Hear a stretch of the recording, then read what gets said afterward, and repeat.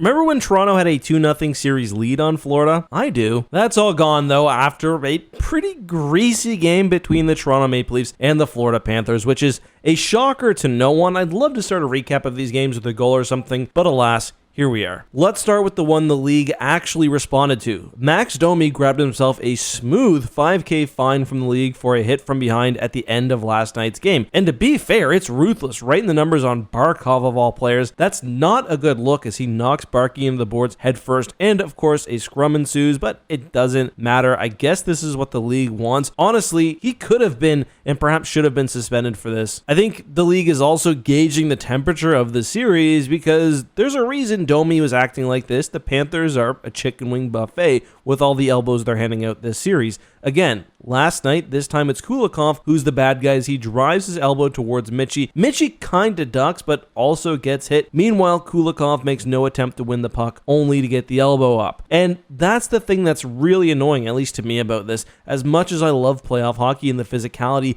being tuned to 11, every game there's clear and obvious elbows, all targeting heads with half of them coming from behind. At this point, the Revs have lost control of the series. The league now seems to have lost control of the playoffs as a whole, as of course Kulikov gets away without a penalty or a fine. Anyway, this one was by far the Leafs' worst game of the series and honestly probably the playoffs. It looked like they smoked a bowl of Sheldon Keefe before this one because man, did they ever look like the Leafs of years past. They started slow, they couldn't get anything going until the third, where they were still playing scared. The Panthers were all over them, nothing was happening at all in the PP. Florida actually had better opportunities on the PK. That's not what you want to see from a Leafs fan perspective, but from Florida fans, this is what you want and what you're expecting from the defending Cup champs, who now also have Bobrovsky playing like he should. Those first 3 games of the series were uncharacteristically bad for him. He looked great last night, even though the Leafs weren't generating a whole lot. A lot of the frustration right now, it's going towards 2 players, but one especially, that being, of course,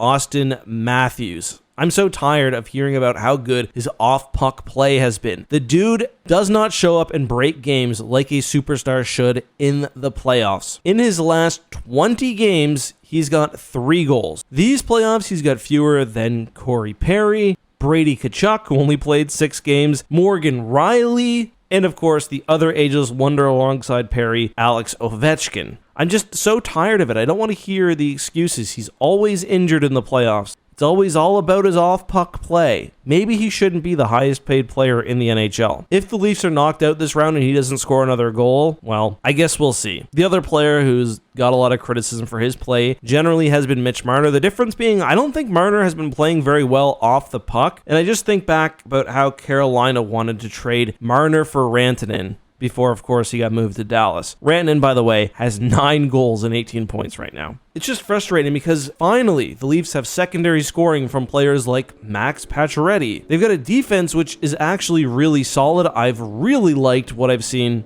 from Benoit especially. They're getting the goaltending, and of course, Willie has absolutely shown up. But again, Matthews and Marner, I don't know what you say. Anyway, my thoughts, yours below. If you enjoyed today's video, please drop a like, and if you want more content, there's a new basketball, football, and hockey video on screen right now. I'll see you soon. Thanks for watching.